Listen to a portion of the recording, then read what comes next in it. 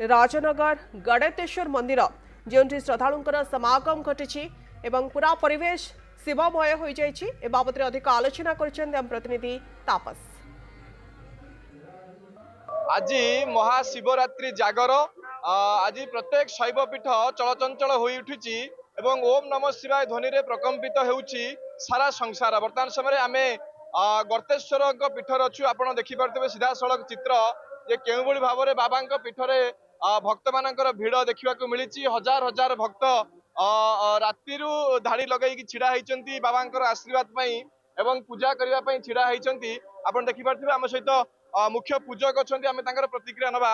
आज्ञा कौन कहे आज बाबा कौन सब रीतिनीति रही? सांब सदाशिव गर्तेश्वर महादेवंकर अद्य जागर यात्रा उपलक्षे महाप्रभुंकर नीतिकांति कहले प्रभातुर प्रभात मंगल आलती तापरे होची बाल धूप पर पुणी गोटे आलती करा जाए तापर मध्याह्न धूप रे जहाँ प्रभुंकर नैवेद्य प्रसाद खीरी डालमा विभिन्न प्रकार प्रसाद ठाकुर पाखे लगा जाए सारा ठाकुर को किसी समय 10-15 मिनट भीतर विश्राम दि जाए।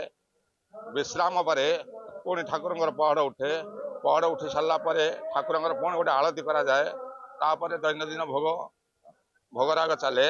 संध्या समय संध्या आलती सहित ठाकुर बाल धूप भोग रात्रिकालीन समय महाप्रसाद पिष्टक पूरी तरकारी खीरी आउ खेचड़ी ये सब प्रसाद लगी सारापर होम हुए 108 होम हुए। होम 8 हो सारापर ठाकुर जागर दीप उत्थापन करा जाए। कौन सब बाबा आज जो कार्यक्रम सब रही विभिन्न प्रकार कार्यक्रम रही बाबा कौन महात्म्य रही? आमर जो गतेश्वर गोसिंगा गतेश्वर पीठरे आमर भक्तर समागम रही। आमर उत्तिकण केरडारू 100 भक्त आसती से मनोकामना पूर्ण हुए। ये आमर बहुत फेमस उत्तिकण केरडार ये गतेश्वर पीठ फेमस। आज जागर यात्रा 100 लोक भिड़ होती। कौन सब आप आज रही बाबा को कह के खुशी लगुच कौन केमी आज आप व्रत पालन कर? ओं त्रयंबकं यदामहे सुगंधिं पुष्टिवर्धनम् उर्वारुकमिव वन्दनात् मृत्युर्मुक्षीयमामृतात्। ओं नमः शिवाय ओं नमः शिवाय ओं नमः शिवाय। आज जागर आज आम भक्ति आसीचु ठाकुर पाक पूजा करने रात्रि भी जागर आसु महादीपा उठा पर्यंत जागर जालु एडे आम सब वर्ष जागर आसु बहुत लोक समागम कहते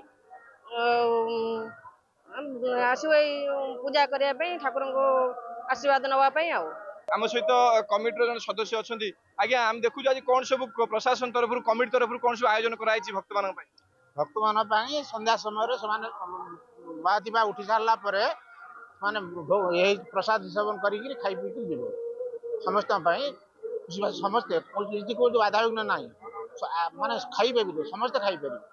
कमिटी तरफ विभिन्न प्रकार व्यवस्था प्रशासन तरफ आईन श्रृंखला को दृष्टि रखिकी विभिन्न प्रकार आयोजन विभिन्न प्रकार व्यवस्था कराई। लोक मैंने भक्त मैंने केमी कौन सुरुखुरु एठारे बाबा को दर्शन करिकी निजर मन को शांति मिलिबो एवं मन मनासिकी केउ भाव एठारु फेरिबे से नहीं कि वर्तमान समय सबु स्तर व्यवस्था करा जायछि। राजनगर तापस परिडा कनक न्यूज।